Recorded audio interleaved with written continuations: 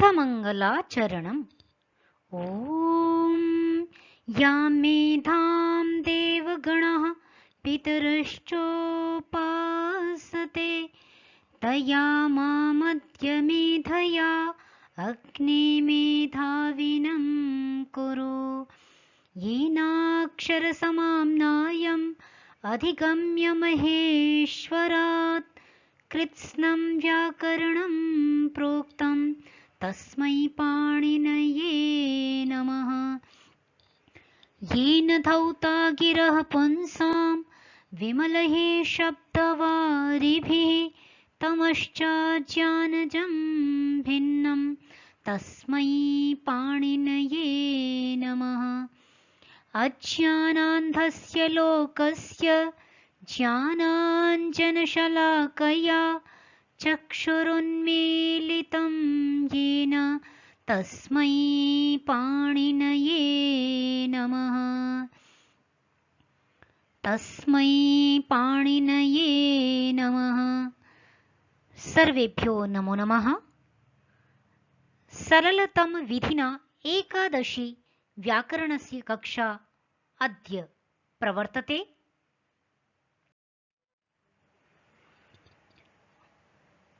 संज्ञा प्रकरणम विगत कक्षा में हमने घ संज्ञा पर्यंत अध्ययन किया था। आज प्रारंभ करते हैं संख्या संज्ञा। संख्या संज्ञा विधायक सूत्र है बहुगण वतुडति संख्या। बहुगण वतुडति इति प्रथमा का एक वचन, संख्या प्रथमा का एक वचन। अत्र समासः वर्तते बहुश्च गणश्च वतुश्च डतिश्च इति बहुगण वतुडति।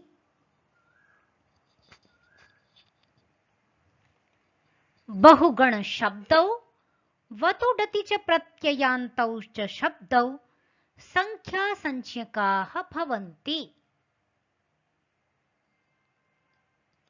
बहु और गण यह शब्द, ये दो शब्द, और वतु और डति ये दो प्रत्ययांत शब्द अर्थात वतु प्रत्ययांत और डति प्रत्ययांत शब्दों की संख्या संज्ञा होती है।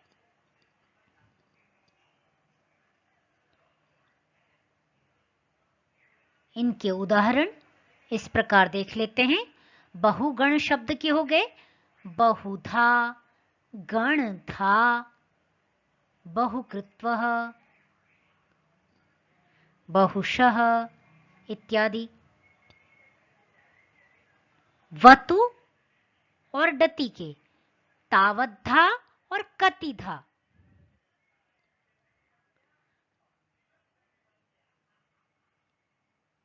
संख्या संज्ञा का प्रयोजन यहां पर यह है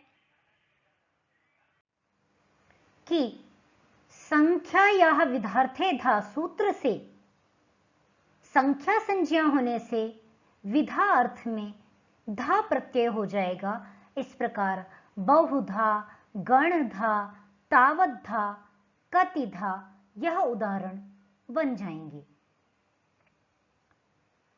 यहां पर गीता का भी एक उदाहरण मैंने लिया है। बहुधा विश्वतोमुखम। बहुधा बहुत प्रकार का विधा अर्थ में है। इस प्रकार बहुत प्रकार, बहुत विधाओं वाला। इस प्रकार बहु प्लस धा प्रत्यय होकर के संख्या या विधार्थेदा सूत्र से ये सभी शब्दों की निष्पत्ति हो जाएगी। बहुधा, गणधा, तावद्धा, कतिधा। अग्रिमं सूत्रं वर्तते श्नान्ता षट्। अनेन सूत्रेण षट् संज्ञा विधीयते। श्नान्ता प्रथमायाः एकवचनं, षट् प्रथमायाः एकवचनं। षश्च नश्च इति श्नौ। श्नौ अन्ते यस्याः सा श्नान्ता। यहां पर द्वंद्व गर्भ बहुव्रीहि समास है।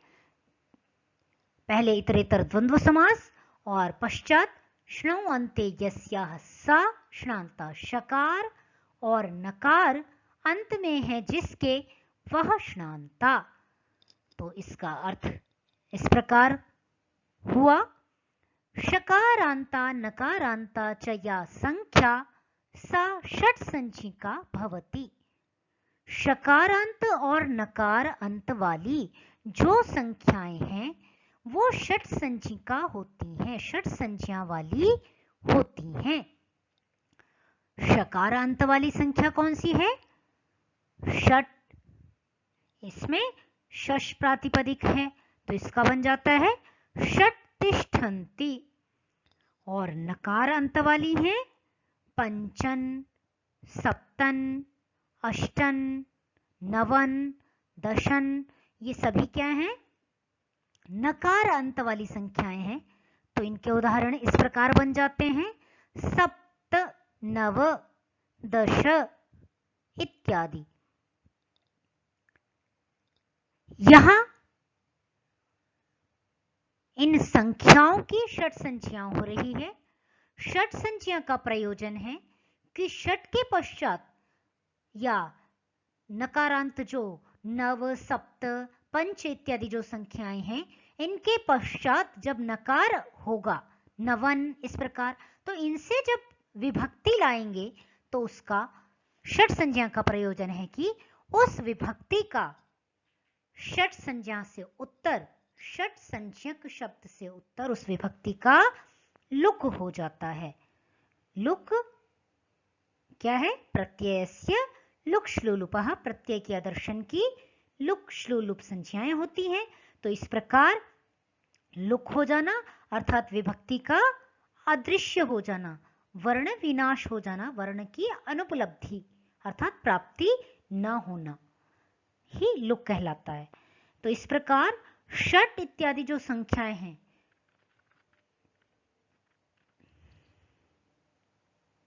इन संख्याओं से उत्तर कभी भी षट जस प्रथमा विभक्ति का बहुवचन अथवा द्वितीय विभक्ति का बहुवचन, तो वहां पर हम क्या बनाते हैं? षट षट, षड्भिः षड्भ्यः षड्भ्यः षण्णाम षट्सु। तो कभी भी ऐसा सोचें कि आप सुगण के समान ही सुगण, सुगणौ, सुगणः ऐसा बना लेंगे तो वह नहीं बनेगा, अपितु षट ऐसा पद ही रहेगा। आप सोचें षटः कर लें, ऐसा नहीं, वह असाधु प्रयोग होगा। षट ये एक वचन में नहीं है, एक वचन में नहीं है, यह बहुवचन है।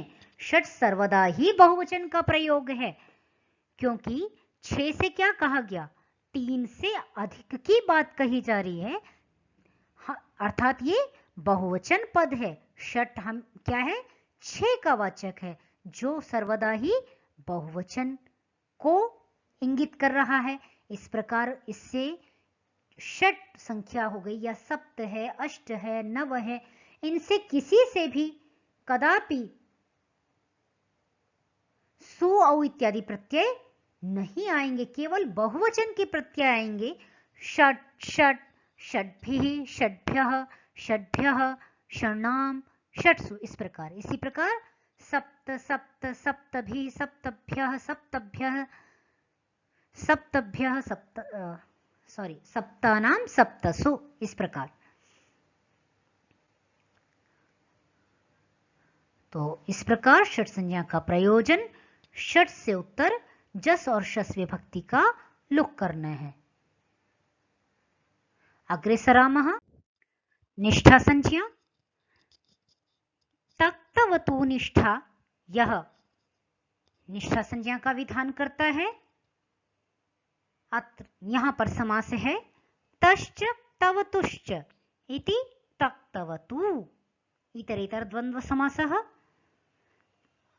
अस्य अर्थः तवतु प्रत्ययौ निष्ठा संज्ञकौ भवतः।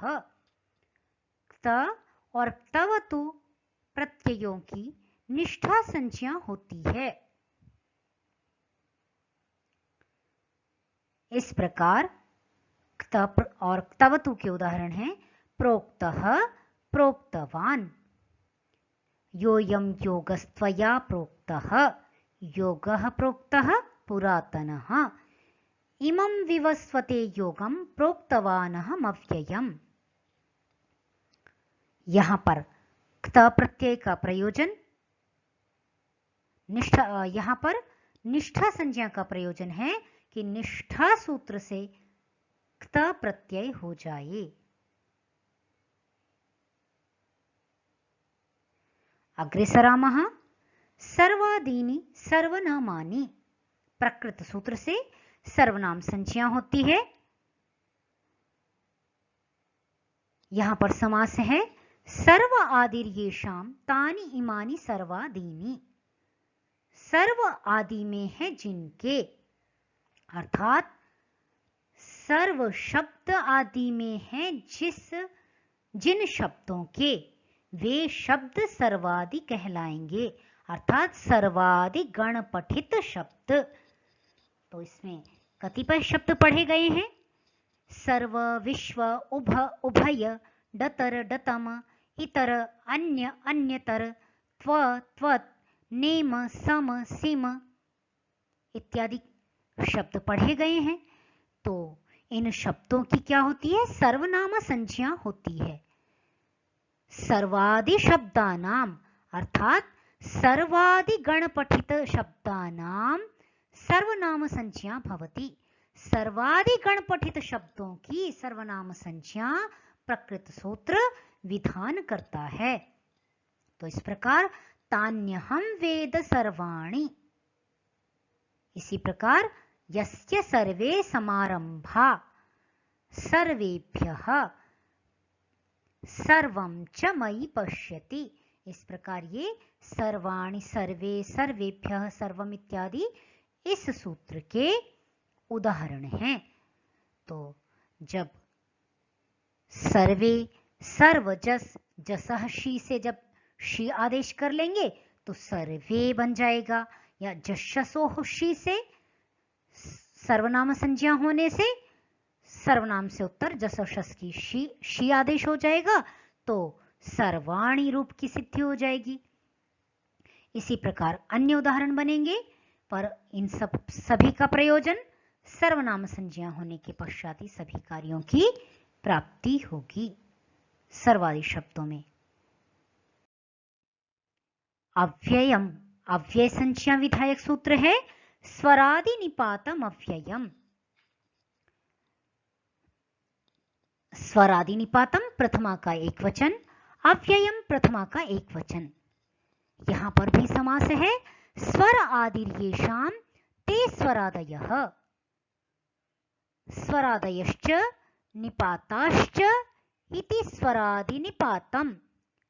पहले बहुव्रीहि समास किया, इसलिए बहुव्रीहि गर्भ समाहार द्वंद्व समास इसको कहा जाएगा। स्वरादि, स्वरादि शब्दानाम अव्यय संज्ञा भवति, अथवा स्वरादि गण पठित शब्दानाम निपातानां च अव्यय संज्ञा भवति। स्वरादि गण पठित शब्दों की और निपातों की अव्यय संज्ञा होती है। स्वरादि गण पठित शब्द, ये मैंने यहां पर आपको दिखाने का प्रयास किया है।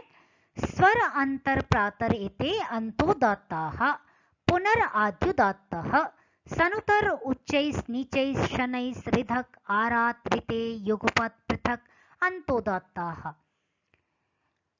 ह्यस् श्वस्, जिनका ह्यः श्वः इत्यादि शब्द बनता है, तो ह्यस् श्वस् दिवा रात्रौ सायं चिरं मनाक ईषद जोशम तूष्णीम बहिः इत्यादि इन शब्दों का लोक में भी प्रयोग करते हैं। ये द्वितीया विभक्ति में भी प्रयोग होते हैं। अधः, समया, निकषा, स्वयं, मृषा इत्यादि जो शब्द हैं, तो ये सारे शब्द यहां पर एक बार देख लेंगे। ये स्वरादि गण पठित शब्द हैं। तो इनकी और निपातों की अव्यय संज्ञा होती है। अव्यय संज्ञा का प्रयोजन क्या हुआ? अव्यया दाप्सुपः। अव्यय से उत्तर क्या हो जाता है? सुपों का लुक हो जाता है। तो यहां उदाहरण दिया, उच्चैः श्रवसमश्वानाम। तो यहां उच्चैः शब्द दिया हुआ था। उच्चैः शब्द से हमने क्या किया? सु लेकर के आए, और उच्चैः सु प्रातिपदिक संज्ञा पद संज्ञा करने के पश्चात स्वरादि निपातम अव्ययम से अव्यय संज्ञा होने के पश्चात अव्ययादाप्सुपः से स्वरादिगण पठित शब्द है, इसकी अव्यय संज्ञा हो गई। अव्यय संज्ञा होने से उच्चैः से उत्तर सु का क्या हो गया? लोप हो गया, लुक हो गया। और लुप होने के पश्चात उच्चैः बचा। उच्चैः को रुत्व होकर के विसर्ग हो गया, ससजुषोरुः, और खरवसानयोर विसर्जन, यह रुत्व होके उच्चैः पद बन गया। एवं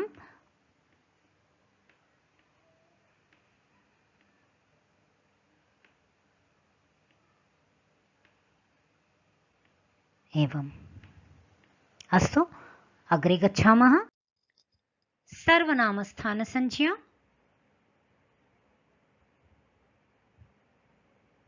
सूत्र हैं षि सर्वनामस्थानम सुडनपुंसकस्य। इन दो सूत्रों से सर्वनामस्थान संज्ञा का विधान किया जाता है। पहला सूत्र है षि सर्वनामस्थानम। यह षि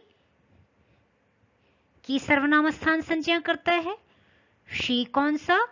तो बताया, जस और शस के स्थान में होने वाला जो षि है उसकी सर्वनामस्थान संज्ञा होती है।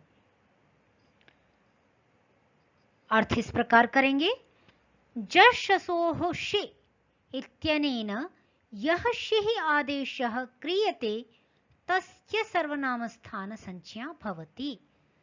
जस और शस के स्थान में जो षि आदेश किया जाता है उसकी सर्वनामस्थान संज्ञा होती है। तो जस और शस के स्थान में नपुंसक लिंग में षि आदेश होता है। तो इस प्रकार नपुंसक लिंग के प्रथमा विभक्ति के बहुवचन और द्वितीय विभक्ति के बहुवचन में षि आदेश की प्राप्ति होती है। उसकी सर्वनामस्थान संज्ञा प्रकृत सूत्र विधान करता है। निमित्तानि च पश्यामि विपरीतानि केशव। निमित्तानि विपरीतानि, ये उदाहरण भी नपुंसक लिंग के ही दिए हैं, इसीलिए जैसे वनम वने वनानि, धनम धने धनानि। तो यहां पर जस और शस दोनों के स्थान में षि आदेश। निमित्तानि सर्वनामस्थान संज्ञा का प्रयोजन है। सर्वनामस्थाने चा संबुद्धौ सूत्र से यहां पर निमित्तानि ऐसा दीर्घ हो जाए। अग्रिम सूत्र है सुड नपुंसकस्य। सुड प्रथमा का एक वचन, अनपुंसकस्य षष्ठी का एक वचन। अनपुंसकस्य इत्यत्र नञ् समासः, न नपुंसकम अनपुंसकम। यह सूत्र नपुंसक भिन्न अर्थात नपुंसक लिंग को छोड़ करके सर्वनाम स्थान संज्ञा का विधान करता है। तो इस प्रकार नपुंसक लिंग से शिष्ट पुल्लिंग हुआ, उसमें यह सर्वनाम स्थान संज्ञा का विधान करेगा। अर्थ इस प्रकार है, नपुंसक भिन्न संबंधी यह सुट। सुट इत्यनेन सुट प्रत्याहारः सु औजस अम आउट एवं नपुंसक भिन्न संबंधी यः सुट् तस्य सर्वनामस्थान संज्ञा भवति। तर्हि सुट् प्रत्याहारः कुतः वर्तते? सु इत्यारभ्य औटः ट पर्यन्तं सुट् प्रत्याहारः गृह्यते। आद्यः सु अन्तिमस्य ट, यथा अच् अक् इण् यण् प्रत्याहारः निष्पाद्यते तथैव अत्रापि सुट् प्रत्याहारः निष्पाद्यते।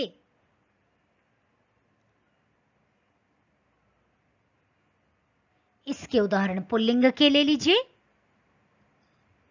जैसे राजा राजानौ राजानः, राजानं राजानौ, औ पर्यन्त एव ग्रहीतव्यं वर्तते। तर्हि राजा राजानौ राजानः, राजानं राजानौ, अत्र पर्यन्तं सर्वनामस्थानसंज्ञा भवति। अग्रे राज्यः राज्ञा एवं रूपाणि भवन्ति। तो सर्वनामस्थान संज्ञा का प्रयोजन, यहां पर दीर्घ की प्राप्ति, दीर्घ का विधान करना है। अग्रे सरामः विभाषा संज्ञा। न वेति विभाषा, न अव्ययपदं वा अव्ययपदम् इति अव्ययपदं, विभाषा प्रथमायाः एकवचनम्। ये सभी अव्यय पद हैं। न, वा, इति, इनके रूप नहीं चलते हैं। तो न इति निषेधार्थः, यहाँ पर न का जो प्रयोग है वो निषेध के लिए है। वा, वा इति विकल्पार्थः, वा का प्रयोग विकल्प के लिए है। तो न इति निषेधार्थः, वा इति विकल्पार्थः, अनयोः निषेध विकल्पार्थयोः विभाषा संज्ञा भवति। अब आपके मन में यहां पर प्रश्न उपस्थित हो रहा होगा, इति का तो अर्थ किया ही नहीं। तो इति यहां पर अर्थ विशेष का बोधक है। शास्त्र में हम सर्वत्र पद लेते हैं, शब्द का ग्रहण होता है, कहीं कहीं अर्थ का ग्रहण होता है, तो वहां स्पष्ट निर्देश करते हैं।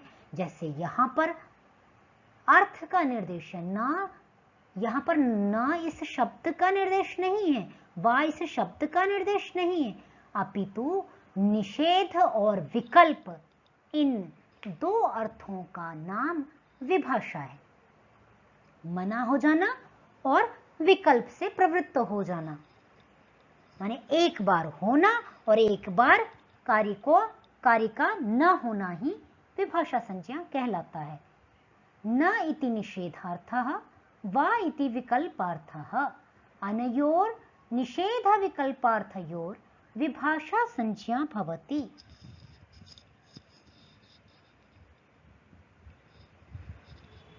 तो न इस निषेध अर्थ की और वा इस विकल्प अर्थ की विभाषा संज्ञा होती है। इति शब्दः अर्थ विशेष बोधकः। उदाहरण हो गए शुशाव, शिश्वाय, टूओश्वी धातु से लिट लकार, टू ओ की संज्ञा होने के पश्चात श्वी शेष रहा, श्वी लिट, तिप आ गया, श्वी तिप श्वीणल, विभाषा श्वेह, सूत्र से श्वी को विकल्प से संप्रसारण होता है। श्वेह विभाषा संप्रसारणम भवति। तो विभाषा का विभाषा, तो न वेति विभाषा, एक बार होना एक बार न होना ही विकल्प विभाषा संज्ञा है। संप्रसारण संज्ञा एक यणः संप्रसारणम, एक प्रथमायाः एकवचनम, यणः षष्ठ्याः एकवचनम, संप्रसारणम प्रथमायाः एकवचनम। यणः स्थाने य इक् प्रवर्तते, यणः यण् इत्यनेन प्रत्याहारः, प्रत्याहारे कति वर्णाः, य व र ल इति चत्वारो वर्णाः। तर्हि यणः स्थाने, यः इक् प्रत्याहारेपि चत्वारो वर्णाः इ उ रील् रि। तो यणः स्थाने यह एक भूतः भावी वा, जो एक हो चुका अथवा जो एक होगा भावी भविष्य काल में आगे चल करके होगा, उसकी संप्रसारण संज्ञा प्रकृत सूत्र विधान करता है। तो संप्रसारण से तात्पर्य यण के स्थान में एक होना संप्रसारण कहलाता है। उदाहरण देख लेते हैं। उक्तः उक्तवान, सुप्तः सुप्तवान, इष्टः इष्टवान, गृहीतः गृहीतवान। वच धातु से क्त प्रत्यय, वचि स्वपि यजादीनां किति, यह सूत्र संप्रसारण का विधान करता है। तो यहां पर क्या संप्रसारण होगा? तो एक यणः संप्रसारणम। वाको क्या होगा? यथास्थान होगा। कैसे होगा? यथास्थान होगा। या को ई, वाको उ, र को री और ल स्थाने री एवं। तो वा को क्या संप्रसारण हो गया? उ संप्रसारण हो गया। तो उच्त उक्तः।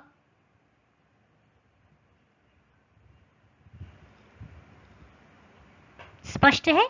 इसी प्रकार स्वप, वा को उ संप्रसारण होके सुप, यज था, यज धातु थी, यजता, तो संप्रसारण या को क्या होगा? ई, इजत इष्टः। ग्र था, रा को री संप्रसारण, गृहीतः गृहीतवान। इस प्रकार संप्रसारण संज्ञा का प्रयोजन संप्रसारण में स्पष्ट होता है। अग्रे लोप संज्ञा। अदर्शनम लोपः। अदर्शनम प्रथमायाः एकवचनम, लोपः प्रथमायाः एकवचनम। न दर्शनम अदर्शनम, नए समासः वर्तते, जो दिखाई ना दे। अर्थ देख लेते हैं। यत् भूत्वा न भवति तत् अदर्शनम, जो होकर के नहीं होता है उसे अदर्शन कहा जाता है। इस प्रकार अदर्शनम अर्थात अनुपलब्धि, अर्थात वर्ण विनाशः, तस्य लोप इति संज्ञा भवति। अदर्शन अर्थात न दिखाई देना, नहीं उपलब्ध होना, अथवा वर्ण का विनाश हो जाना ही लोप संज्ञा से कहा जाता है। उदाहरण, कस्माच्चते न नमेरन महात्मन। यहां पर नम धातु से लिंग लकार का रूप बनाया है। नम लिंग, नम शप सीय झ, नम ईय रन, लोपो व्योरवली से वल प्रत्याहार के परे रहते यकार वकार का लोप होता है। तो वल प्रत्याहार कहां से शुरू होता है? ह या वरट के व से लेकर के हल के ला पर्यंत। तो इसमें ह या व र भी आ गया ना। तो वल प्रत्याहार के परे रहते व्योहो यकार वकार का, तो यहां पर यह है य का और व का, व और य का वल के परे रहते लोप होता है। तो वल प्रत्याहार परे है र, इस र के परे रहते क्या हुआ? य का लोप। तो नम ईरन नमेरन, ई को गुण होकर के नमेरन ऐसा बना। तो य का जो लोप होना ही क्या है? अदर्शन है, अनुपलब्धि लोप कहलाता है। लुक् श्लु लुप् संज्ञा। प्रत्ययस्य लुक् श्लु लुपः सूत्रमिदं लुक् श्लु लुप् संज्ञा विधायकं सूत्रम्। प्रत्ययस्य षष्ठ्याः एकवचनं, लुक् श्लु लुपः प्रथमायाः बहुवचनम्। अस्यार्थः प्रत्ययस्य अदर्शनस्य, अदर्शनमिति उपरितः अनुवर्तते, अतएव विशेष्य विशेषण रूपेण युज्येते। तर्हि अदर्शनस्य प्रत्ययस्य लुक् श्लू लुप् इत्येताः संज्ञाः भवन्ति। प्रत्यय के आदर्शन की लुक् श्लू लुप् ये संज्ञाएं हो जाती हैं। लुक् इत्यस्य उदाहरणं स्तौति स्तोतु स्तौतु। श्ट्वै स्तुतौ धातुना स्तो शप् तिप् इत्यस्याम् अवस्थायाम् आदिप्रभृतिभ्यः शपः सूत्रेण शपः लुक् भवति। श्ट्वै स्तुतौ धातु आदादिगण पठित धातु है, इसलिए आदादिगण की धातुओं से उत्तर शप का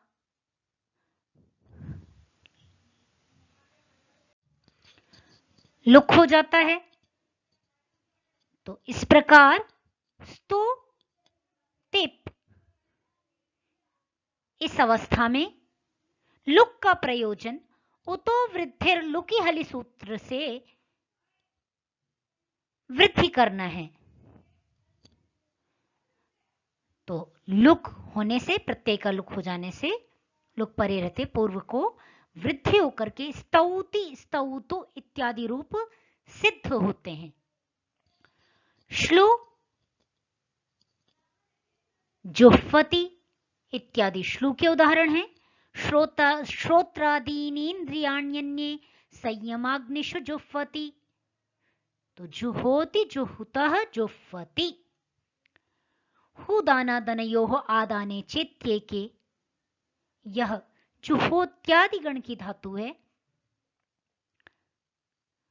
दशलकार आपने याद किए थे विगत कक्षा में, एक बार उनका पुनरावलोकन कर लेंगे। यह जुहोत्यादि गण की पहली धातु है। इसका रूप बनता है जुहोति, हवन करता है। हु शप झी,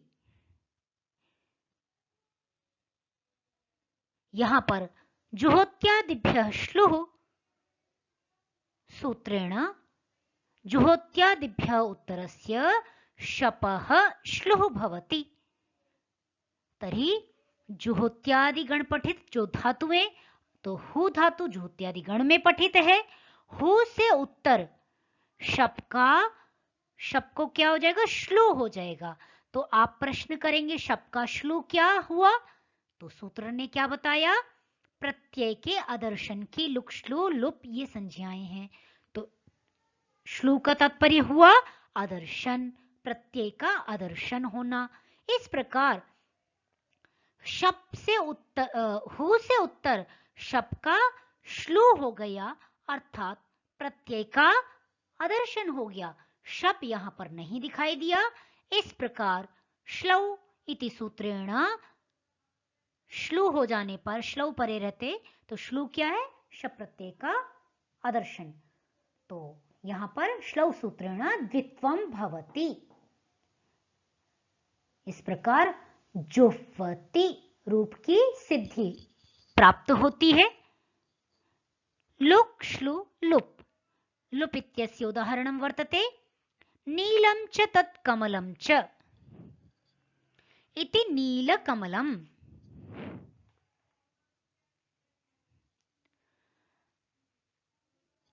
नील सु कमल सु, नीलं च तत् कमलं च। तो मध्य में नीलम की जो विभक्ति थी या अथवा कमलम की जो विभक्ति है, दोनों विभक्तियां हैं। यहां पर सुपो धातु प्रातिपदिकयोः हो, धातु और प्रातिपदिक के अंतर्गत सुपों का लुक हो जाता है। तो इस सूत्र से लुक का जो विधान है सुपों का, तो लुक क्या है स्पष्ट कर दिया प्रकृत संज्ञा सूत्र ने। तो इस प्रकार आदर्शन जो सुप हैं, नीलसु कमलसु, यहां पर सुपों का आदर्शन ही लुक है। जैसा आप बहुश्च गणश्च वतुश्च डतिश्च ऊपर अभी आपने किया था ना कि बहुगण वतु डति, तो बीच के जो प्रत्यय हैं सो इनका इनका कहां प्रदर्शन हो गया, ये कहां चले गए? अथवा मध्य में भी तो विभक्तियां आती ना, बहुश्च ऐसा प्रयोग किया, गणश्च, तो वो विभक्तियां प्रकृत सूत्र से सुपो धातु प्रातिपदिकयोः सूत्र से उनका लुक हो जाता है, लुक होकर के बहुगण वतु डति, अब इससे विभक्ति आएगी। इसी प्रकार नील कमल, इस एक पद से स्वाद्युत्पत्ति करके नील कमलम बनाएंगे। नील कमल अब एक नया शब्द बन गया, पहले अलग अलग दो शब्द थे, नील एक पद था, एक पद कमल था, परंतु अब नील कमल यह एक पद बन गया और इससे अभी विभक्ति का प्रादुर्भाव होकर के नील कमलम ऐसा पद सिद्ध हो। टी संज्ञा विधायकम सूत्रम अचोन्त्यादिति, अचः षष्ठ्याः एकवचनम, अन्त्यादिः प्रथमायाः एकवचनम, टी प्रथमायाः एकवचनम। अन्त आदिर्यस्य तत् अन्त्यादिः, अचां मध्ये यो अन्त्यो अच् स आदिर्यस्य समुदायस्य स टी संज्ञको भवति। अचों के मध्य में जो अंतिम अच वह आदि में है जिसके, उस समुदाय की टी संज्ञा हो जाती है। यहां पर देखने का प्रयास करेंगे, अचों के मध्य में जो अंतिम अच, अच कहां पर है? इसके उदाहरण है अग्निचित सोमसुत। अचों के मध्य में, अग्निचित में देखते हैं कितने अच हैं, अ ई, तो अचों के मध्य में जो अंतिम अच हो गया ई, वह आदि में है जिस समुदाय के, वह किसके आदि में हुआ? वह इस ता की आदि में हुआ। तो इस प्रकार इस पूरे समुदाय की क्या हो जाएगी? टी संज्ञा। इसी प्रकार सोमसुत में अचों के मध्य में जो अंतिम अच वह आदि में है जिसके, उस पूरे समुदाय की टी संज्ञा हो जाती है। तो इस प्रकार इत, उत, ये पूरा टी संज्ञा कहलाया। उपधा संज्ञा, अलोन्त्यात् पूर्व उपधा, अलः पंचम्याः एकवचनम्, अन्त्यात् पंचम्याः एकवचनम्, पूर्वः प्रथमायाः एकवचनम्, उपधा प्रथमायाः एकवचनम्। यहां पर भी अन्त्यात् अलः पूर्वो यो अल स उपधा संज्ञको भवति। अंतिम अल से पूर्व, अंतिम अल में सभी व्यंजन आ गए, अंतिम अल से पूर्व जो अल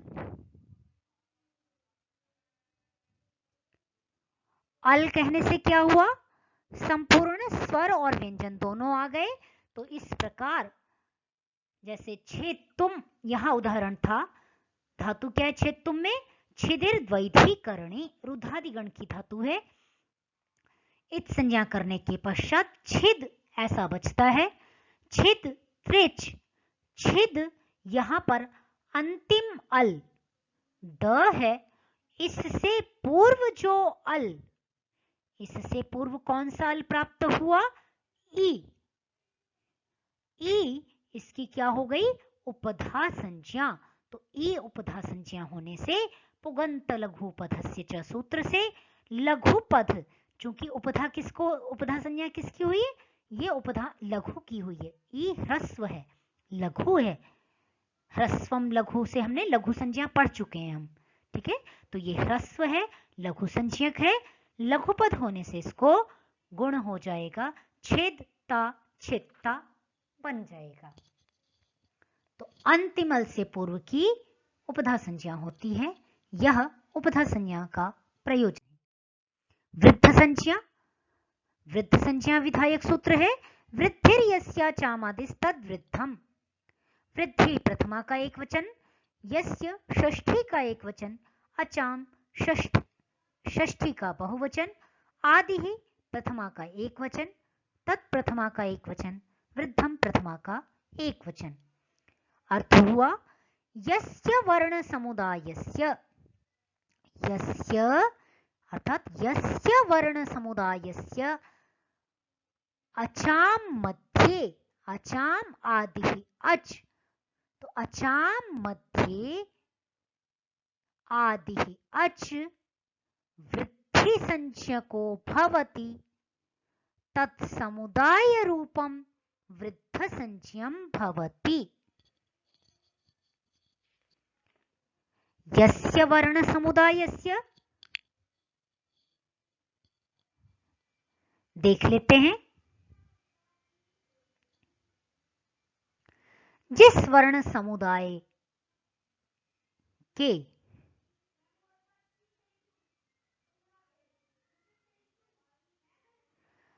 समुदाय क्या हुआ, माला, शाला, तो अचों के मध्य में जो आदि अच, माला में क्या था, मा में आ और ला में आ, अचों के मध्य में, जैसे हमने टी में किया था वैसे ही यहां भी करेंगे, अचों के मध्य में, तो माला में आ ला दोनों का आ, इनके मध्य में जो आदि अच, आदि अच कौन सा हो गया, मां का आ, आदि अच वृद्धि संज्ञा वाला हो।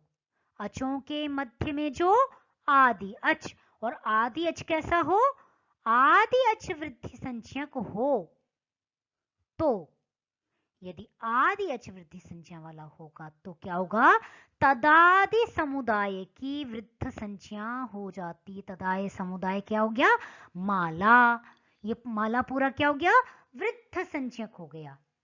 तो इस प्रकार माला वृद्ध संज्ञक प्रातिपदिक हो गया, इसलिए इसका प्रयोजन क्या हुआ वृद्ध संज्ञा का, वृद्ध छह सूत्र से वृद्ध संज्ञक प्रातिपदिक से छ प्रत्यय हो जाएगा।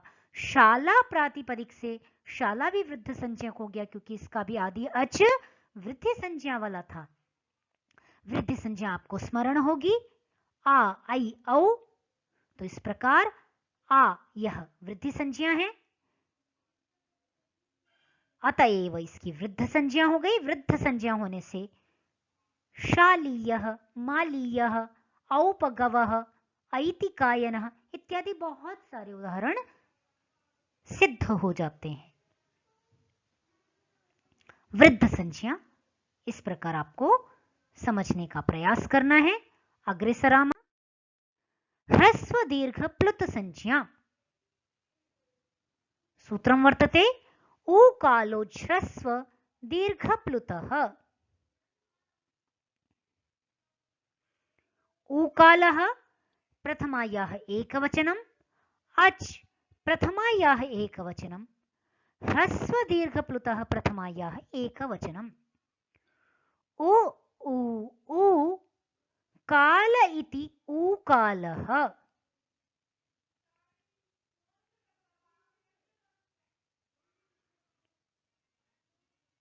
ऊ का उच्चारण जितनी देर में होता है वह ह्रस्व, ऊ का उच्चारण जितनी देर में होता है वह दीर्घ, ऊ का उच्चारण जितनी देर में होगा वह प्लुत।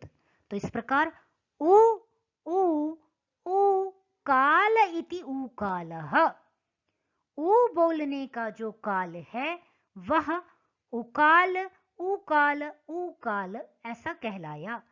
काल शब्द प्रत्येकम उकारम प्रतिसंबध्यते, काल शब्द प्रत्येक उकार के साथ संबंधित होगा। तो इस प्रकार उकालः ऊकालः ऊकालः, तो तीनों के साथ संबंधित हो जाएगा कि ऊ का जितना काल है ऊ का जितना काल है, ऊ का जितना काल है। अत्र समासः पश्यन्तु, उश्च ऊश्च ऊश्च इति वह। इको यणचि से यणादेश वह। वाम काल इव कालो यस्य स ऊ कालः। वाम का के काल के समान काल है जिसका, अर्थात वाम के काल मतलब ऊ के काल के समान जिनका काल है, जिनका किनका, ह्रस्व दीर्घ प्लुत का।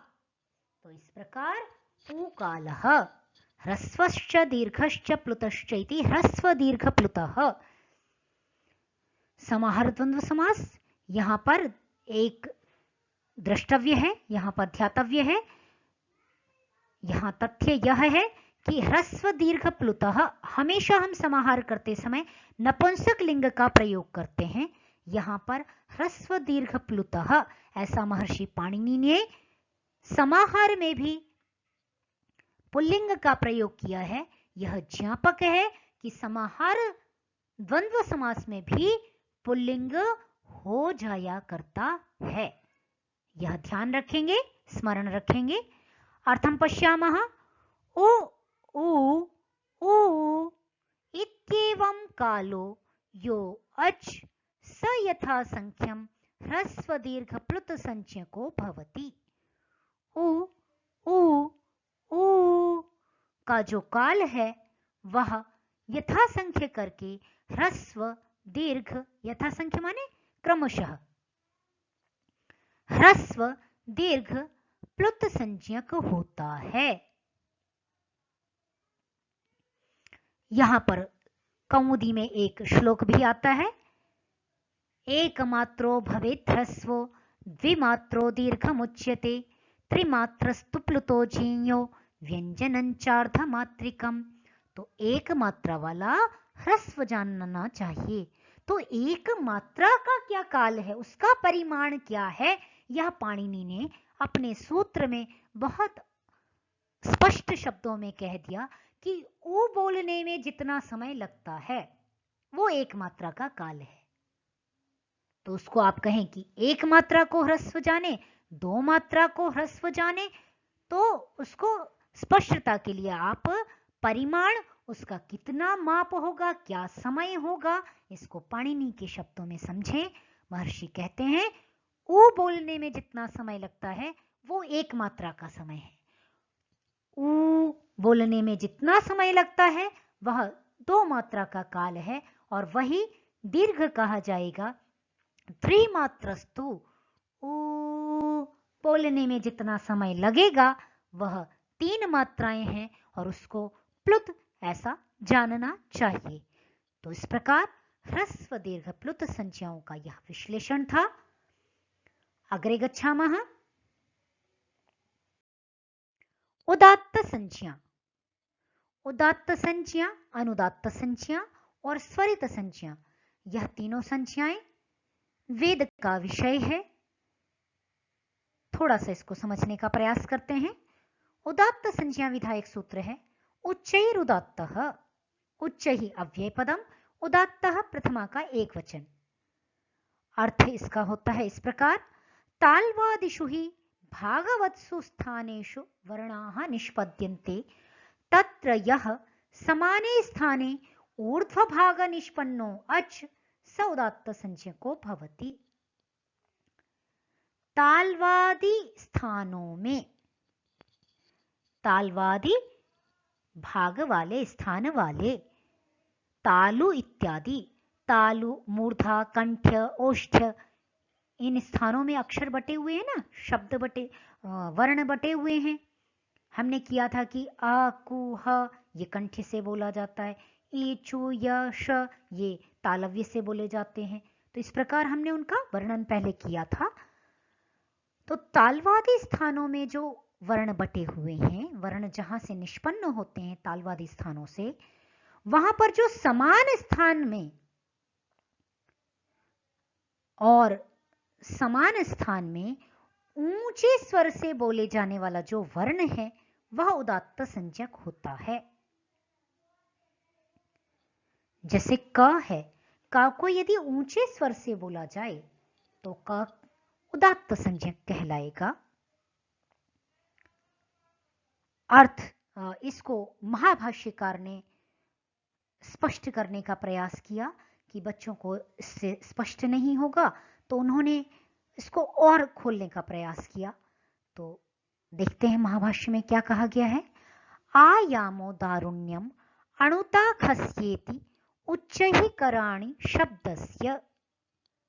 आयामः गात्राणां निग्रहः।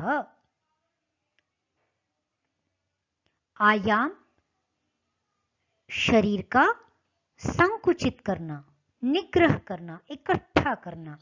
दारुण्यम स्वरस्य रुक्षता, दारुणता आ जाए, स्वर में रुक्षता आ जाए। अणुता खस्य, कंठ क्या है, संवृत हो जाए। ऐसे ऊंचे से बोले जाने वाले शब्दों की उदात्त संज्ञा होती है। आपको लौकिक उदाहरण के माध्यम से समझा देती हूं।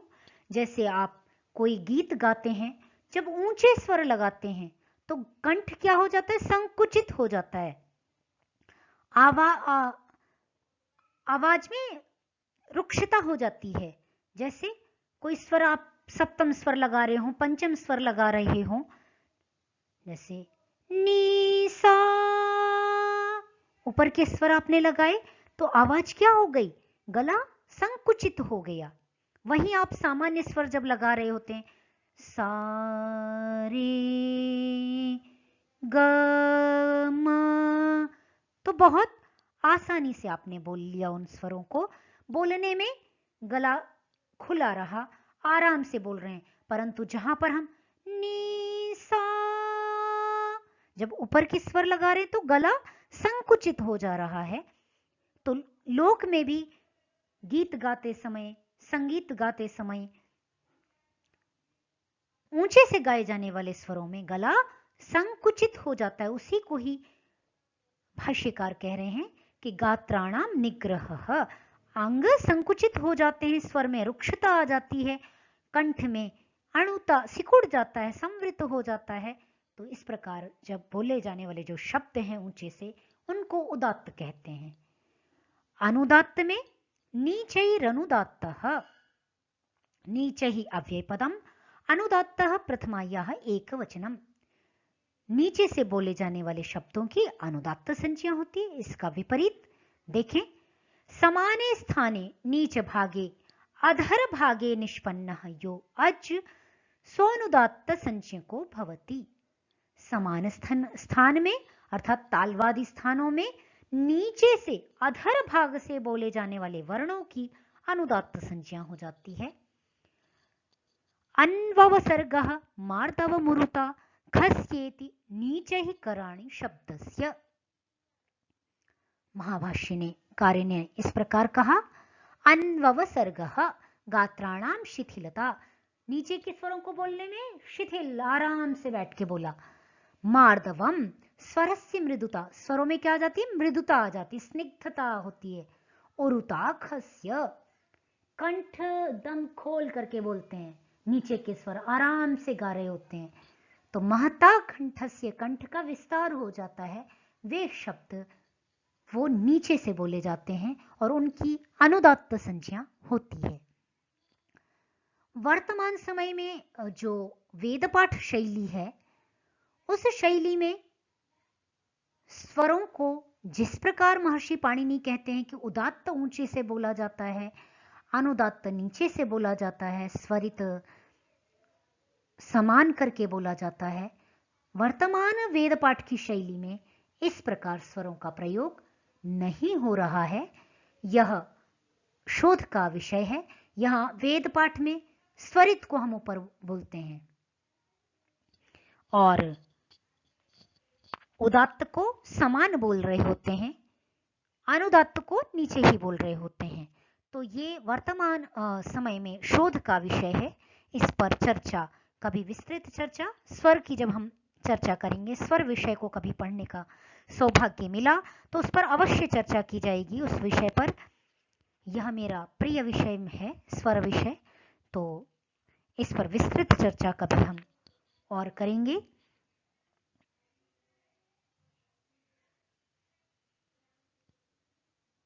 आगे सूत्र है समाहार स्वरितः। यह समाहारः स्वरितः स्वरित संज्ञा का विधान करता है। उदात्त, अनुदात्त और स्वरित, ये स्वरों की चर्चा मैंने आपके सामने रखी। स्वरित, स्वरित क्या है? समाहरणम समाहारः, समान रूप से जो कहा जाए, बोला जाए, वह समाहार है। तो पश्चात समाहारः अस्मिन् अस्तीति समाहारः। अस्य अर्थः वर्तते उदात्तानुदात्त गुणयोः समाहारः। उदात्त और अनुदात्त गुणों का जहां पर समान आहरण किया गया हो, अर्थात समान रूप से जो कहे जा रहे हों, वे स्वरित संज्ञक होते हैं।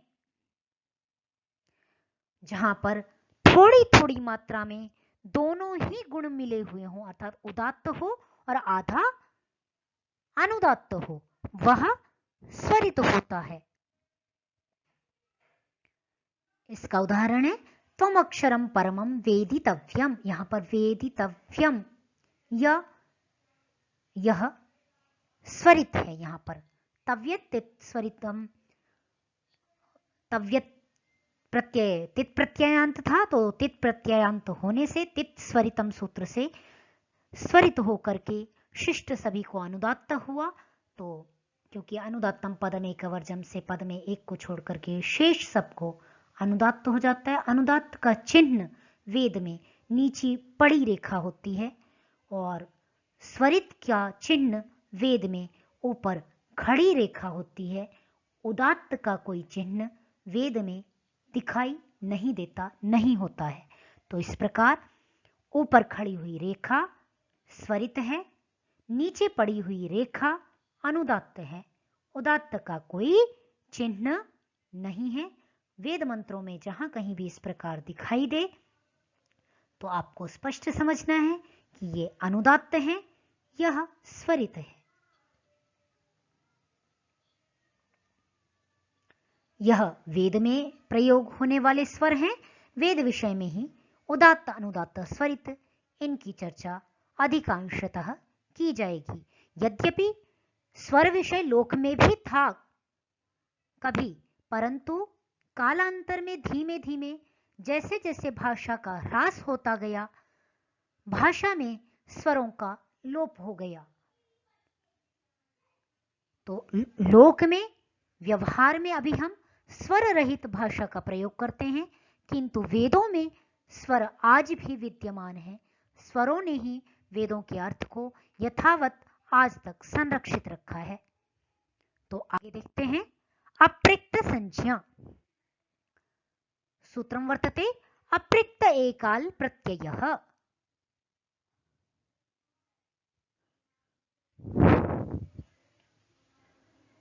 अप्रिक्तः प्रथमा का एक वचन, एकाल प्रथमायाः एक वचनम, प्रत्ययः प्रथमायाः एक वचनम। एकश्च असौ अल्च इति एकाल। एकश्च असौ अल्च, वह एक होवे और अल होवे, अर्थात स्वरीय व्यंजन में से कोई होवे। तो एक हो और अल हो, उसको एकाल कहा जाएगा। और उसका अर्थ किया कि एकाल प्रत्ययः अप्रिक्त संज्ञको भवति। एक अल वाले प्रत्यय की अप्रिक्त संज्ञा होती है। जहां कहीं भी एक अल पाया जाएगा वो अप्रिक्त संज्ञा उसकी हो जाएगी। जैसे यहां पे देख लेते हैं, उदाहरण है सुगण सु।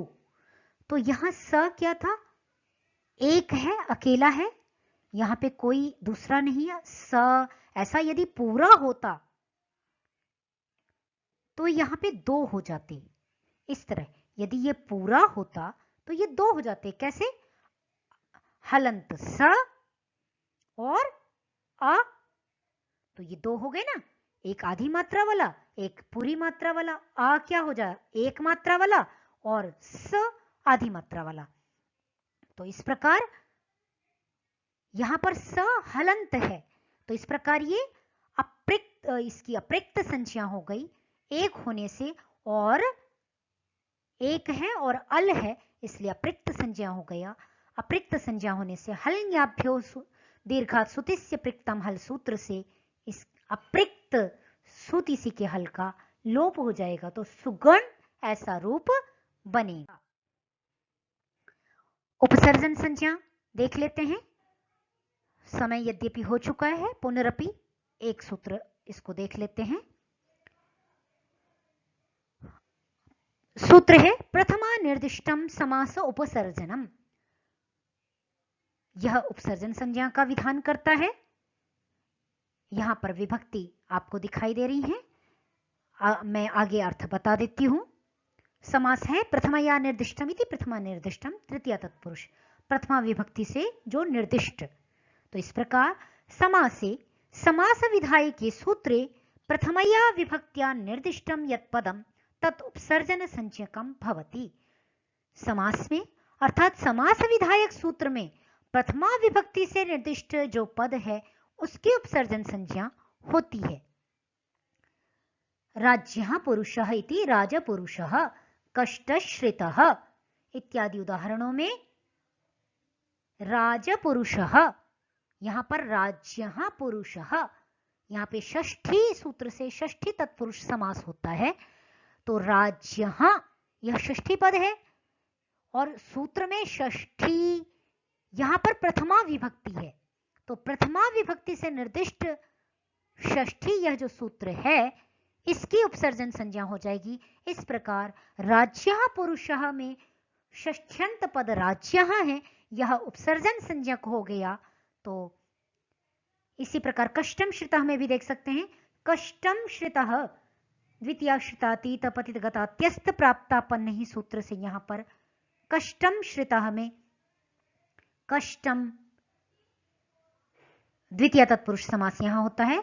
तो कष्टम यह पद द्वितीया श्रितातीत, द्वितीय पद क्या है, प्रथमा विभक्ति से युक्त है। कष्टम, यहां पर कष्टम क्या हो जाएगा, उपसर्जन संज्ञक हो जाएगा। सूत्र में जो प्रथमा विभक्ति से निर्दिष्ट है उसकी उपसर्जन संज्ञा होती है। इस प्रकार यह उपसर्जन संज्ञक पद हुआ। तो यह सूत्र यदि स्पष्ट नहीं होगा तो कल दोबारा इस पर चर्चा कर लेंगे। आज कक्षा को यहीं समाप्त करते हैं। ओम शांति शांति शांति। सर्वेभ्यो नमो नमः।